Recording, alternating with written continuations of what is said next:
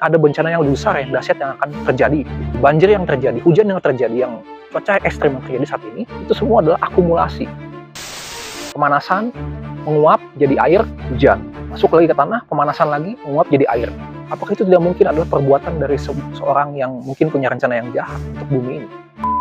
Bencana ataupun fenomena banjir yang terjadi di bangsa negara kita ini, bangsa Indonesia, maupun juga di berbagai belahan bumi lainnya, ini memang terkadang menjadi sebuah fenomena yang akhirnya dianggap biasa oleh manusia. Kenapa dianggap biasa? Karena fenomena ini dijelaskan dengan metode sains yang masuk ke logika kita. Biasanya alasannya adalah ya seperti banyaknya pembalakan liar, ya kan, penebangan pohon, hutan sembarangan, pembuangan limbah, sampah dengan sembarangan, ataupun juga pengalihan fungsi lahan yang tidak semestinya, dan tata ruang yang tidak baik. Sehingga kadang alasan logis inilah yang membuat kita mengarahkan pikiran kita seolah-olah bumi ini ya didesain untuk keuntungan manusia. Maksud saya begini, kalau kita memperlakukan bumi dengan baik, maka bumi akan menghasilkan sesuatu yang baik untuk kita. Kalau kita memperlakukan bumi, lingkungan ini dengan tidak baik, maka sesuatu yang tidak baik itu akan jatuh juga kepada kita. Ya, nah, saya rasa hal inilah yang mungkin bisa menggiring kita kepada uh, kelupaan kita, mungkin kehilafan kita. Apakah sebenarnya bumi ini memang didesain untuk manusia tinggal selama-lamanya? For your information, sobat semua, bahwa konten ini dibuat bukan untuk membuat kita pasrah ataupun kita tidak menjadi seorang yang peduli terhadap lingkungan, tetapi ini justru sebaliknya membawa kita kepada refleksi, apakah bisa kita rubah dengan sederhana, atau memang ini adalah sebuah hal besar yang patut kita pikirkan ya, demi keselamatan diri kita semua. So stay tune di dalam Denaro Naru Sabda.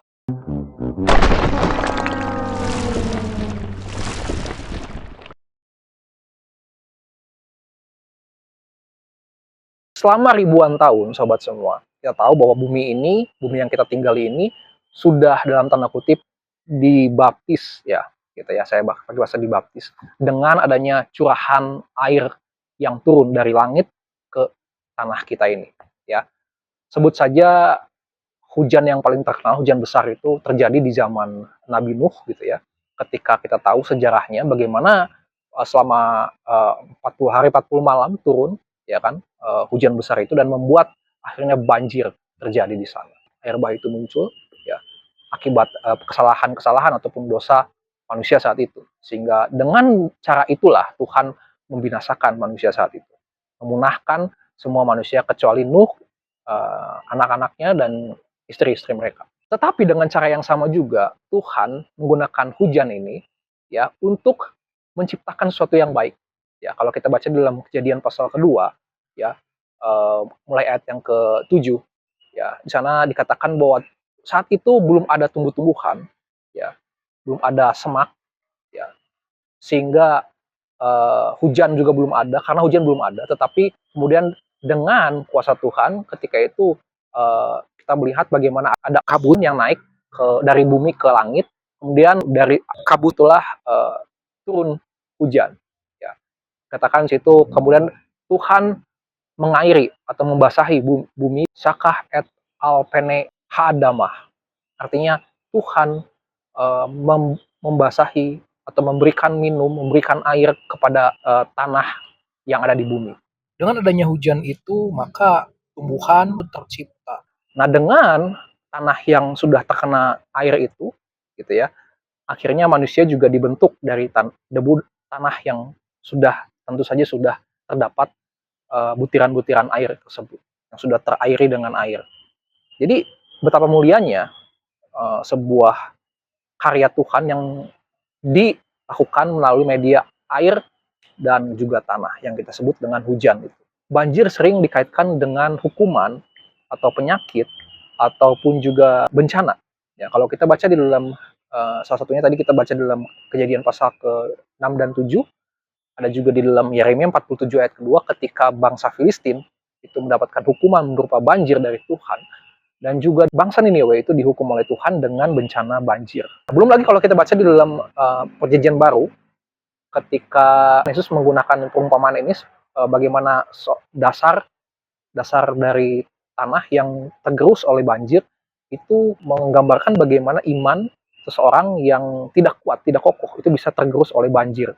Jadi banjir ini bisa juga dikatakan sebagai alat iblis ataupun si jahat untuk ya mencobai manusia, untuk membuat iman manusia goyah dan bahkan jatuh. Sebenarnya banjir ini kan dimulai dari hujan ya. Nah, hujan ini kalau kita tahu dan kita ingat, ini adalah seperti sebuah siklus. Ya, jadi hujan ini adalah sebuah siklus yang terjadi ya di kehidupan di alam ini.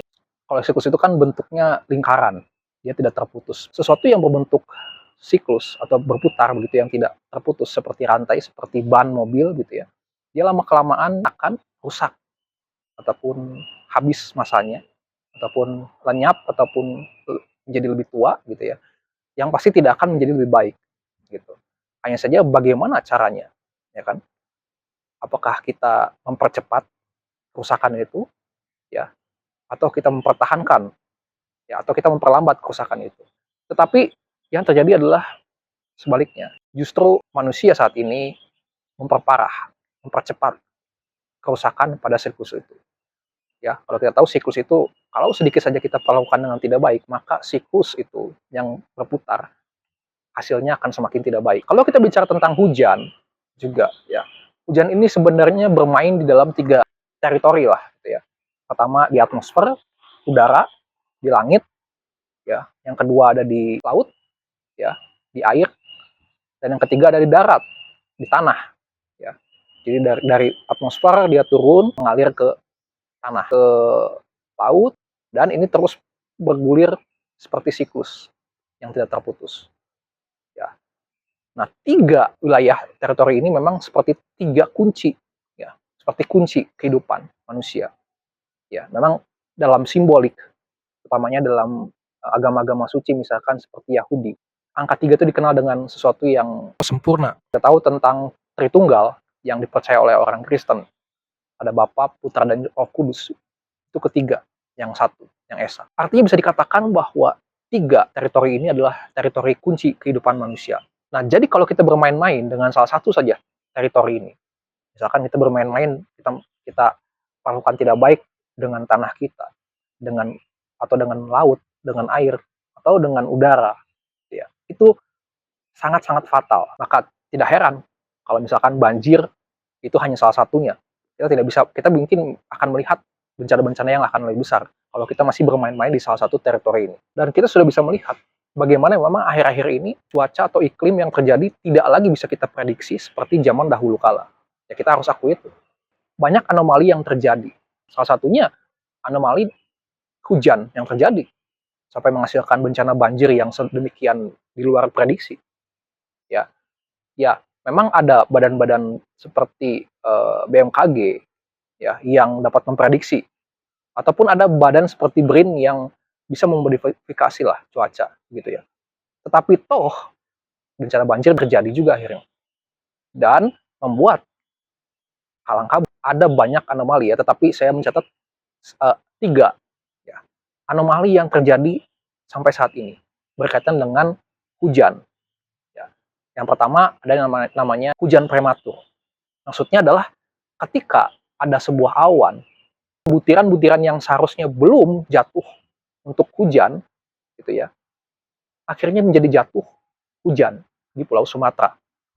Ini disebut dengan fenomena hujan prematur. Jadi seharusnya tidak hujan di Pulau Sumatera, tetapi menjadi hujan karena ada angin yang membawa partikel-partikel air hujan itu.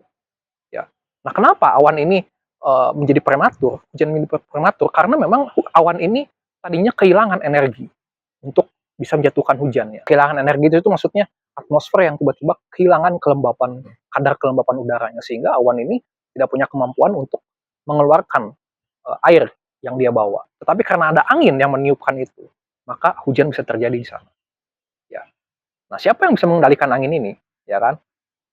Maka akhirnya hujan bisa terjadi juga. Nah, yang kedua adalah fenomena atau anomali yang terjadi pada hujan ini adalah MJO atau Madden-Julian Oscillation. Ini adalah fenomena yang terjadi ketika ada awan yang bergerak sangat cepat dari barat ke timur ataupun utara ke selatan, ya, di mana awan ini bisa berafiliasi biasanya dengan gejala El Nino atau La Nina, di mana ini adalah awan yang membawa suhu panas maupun dingin, ya, sehingga ketika suatu daerah terlewati oleh awan ini, maka daerah itu akan terjadi curah hujan. Sedangkan yang tidak terlewat oleh awan ini, maka dia akan mengalami kekeringan.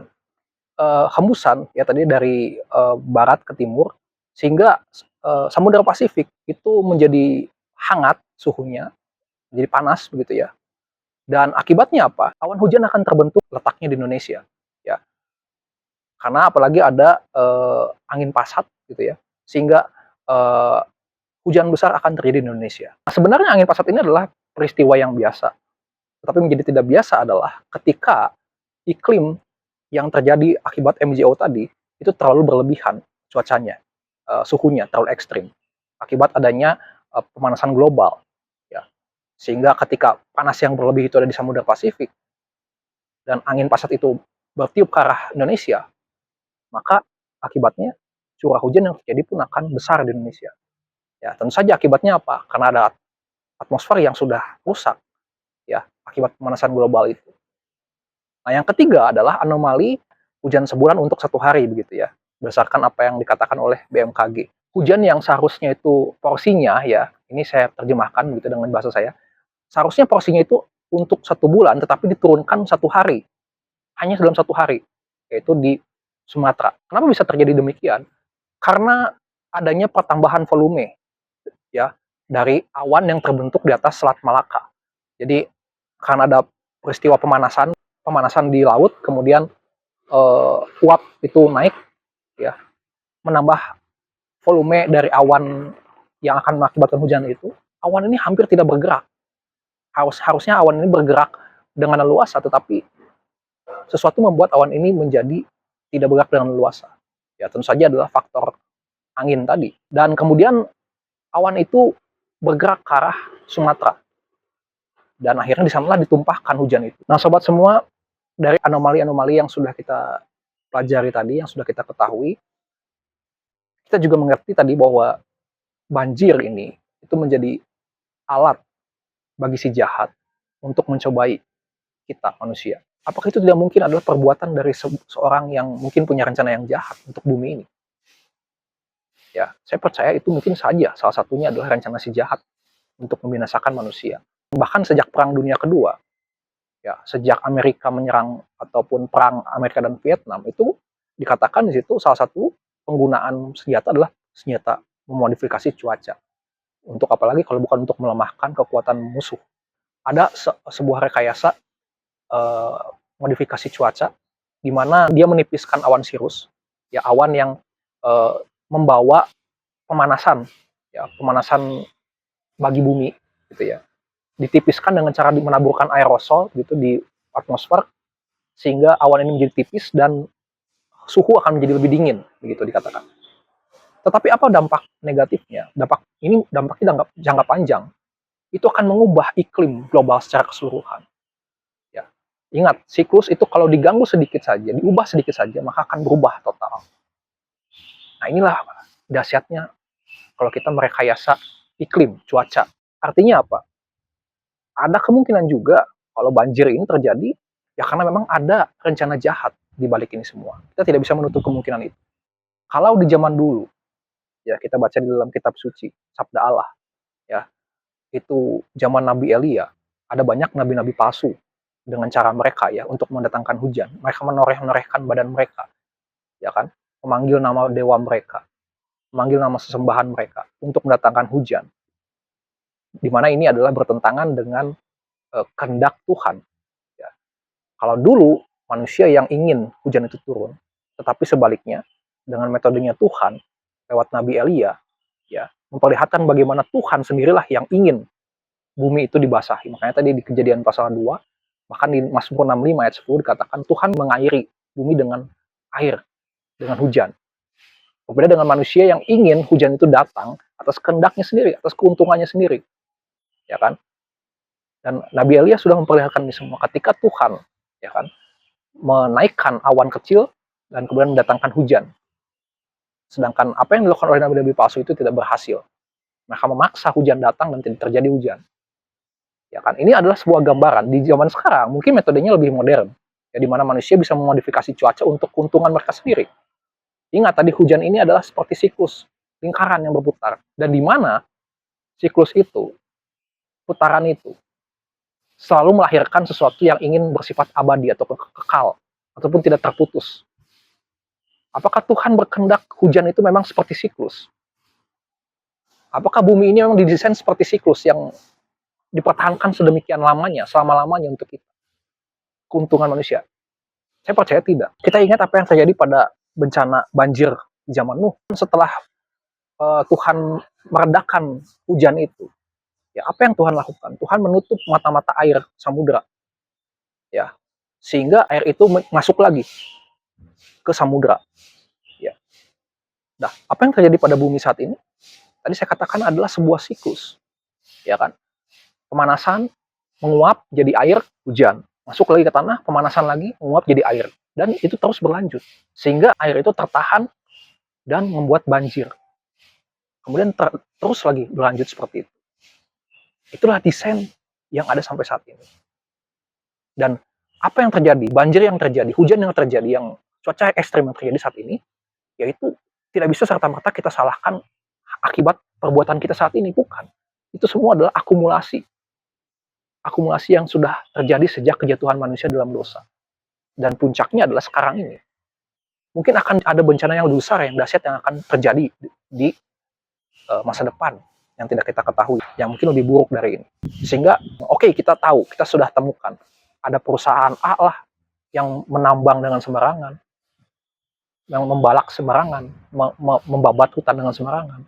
Ada menteri kita yang mungkin tidak bertanggung jawab, yang lalai. Ada pemimpin-pemimpin yang dahulu tidak memperhatikan ini semua. Ya, coba lihatlah. Ya. Sulawesi, Jawa juga mendapatkan dampak daripada hujan yang ekstrem, daripada cuaca yang ekstrem ini, daripada iklim yang ekstrem ini. Ya, sama saja dampaknya. Ya, longsor, ya kan, banjir.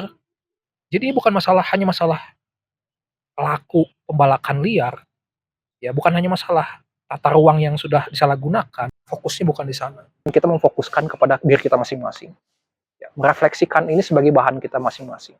Oke, kita bagus mungkin menjadi seorang yang lebih peduli dengan lingkungan kita, untuk kita memperbaiki keadaan lingkungan kita. Tetapi ingat, ya, ada rencana si jahat juga yang selalu ingin merobohkan kepercayaan kita kepada Tuhan lewat modifikasi-modifikasi cuacanya yang terus akan berlangsung. Sebab itu pesan apa yang bisa kita dapat dari ini semua, Sobat Naro?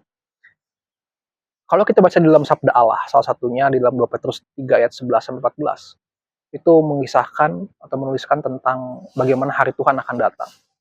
Dan salah satunya kita diperintahkan, kita dianjurkan untuk bersiap siaga. Kalau kita tahu ini semua akan hancur, dikatakan, ini semua akan lenyap, ini semua akan berlalu, bumi ini akan berlalu, ya, maka kita semua, baik yang menunggu maupun yang mempercepat kedatangan itu, dikatakan, baik kita yang menunggu, orang-orang percaya yang menunggu, ataupun yang mempercepat kedatangan Tuhan itu, ya, entah itu mungkin yang baik maupun yang jahat, termasuk orang-orang yang merekayasa keadaan bumi saat ini.